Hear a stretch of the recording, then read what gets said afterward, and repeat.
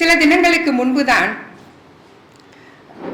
எழுத்தாளர் பானு இக்பால் 2ஆம் ஆண்டு நினைவேந்தலை ஒட்டி இலக்கிய சுடர் விருது என்னுடைய புத்தகமான விழுமம் 99ற்கு தேர்வாகி இருப்பது அறிந்தேன். அதன் பிறகுதான் போய் முகநூல் பக்கத்தில் சென்று அவரை பற்றி ஓரளவு தெரிந்து கொண்டேன். ஒரு பானை சோற்றிற்கு ஒரு சோறு பதம் என்பது போல அவரது பன்முக திறமைகளை கண்டு வியந்தேன். அவரது ஆளுமை தன்மையை ரசித்தேன்.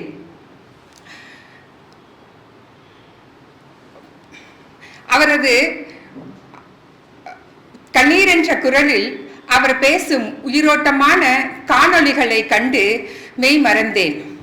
பாரதி கண்ட புதுமை பெண் இவர்தானோ என்று கூட எண்ணினேன்.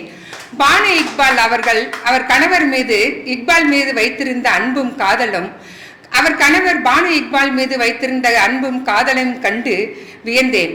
இன்று அவர் நம்மோடு இல்லை என்பதையே நம்ப முடியாமல் மனம் தவித்தது. அவர் எழுதிய 3 புத்தகங்களையும் போய் உடனே படித்துவிட வேண்டும் என்று மனம் துடித்தது. நிச்சயம் படித்து முடிப்பேன் அதை. உலகம் ஒரு பெரிய மாய கனவுதான். அக்கனவுக்குள் ஒரு மிகச்சிறிய கனவுதான் நம் மனித வாழ்வு. இச்சிறிய கனவு களைவதற்குள் நம்முடைய நல்ல அடையாளங்களை இப்பூமியில் விட்டு செல்ல வேண்டும். அந்த வகையில் பானு இக்பால் அவர்கள் தன்னுடைய பெண்ணியம், அரசியல், வாழ்வியல், தன் பயம் துறந்து தன் வழி மறந்து அவர் எழுதிய எழுத்துக்களை நம்மோடு இன்றும் வாழ விட்டிருக்கிறார். காலத்தால் அழியாது அவரது நினைவுகள். என்னுடைய விழுமம் 99 புத்தகம் என்னுடைய முதல் புத்தகமாகும். இது ஒரு கவிதை நூல். இந்த கவிதை நூல் ஒவ்வொருவருக்கும் ஒரு முதல் நூல் என்பது ஒரு தலைச்சன் பிரசவம் போலதான். எனக்கும் அது ஒரு இலக்கிய பின்புலம் இல்லாத எனக்கு அது மிகப்பெரிய போராட்டமாகவே இருந்தது.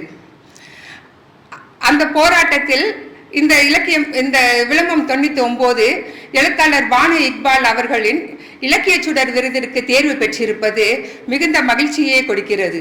இலக்கிய உலகில் ஒரு சிறிய அகல் விளக்காக இருந்த என்னை இலக்கிய சுடராக ஒரு மாபெரும் ஒரு பிரகாசமான பாதையை எனக்கு தேர்ந்தெடுத்து கொடுத்திருக்கிறார் பானு இக்பால் அவர்கள். அவரை என்றென்றும் மறவாது என் உள்ளம். நன்றி, வணக்கம்.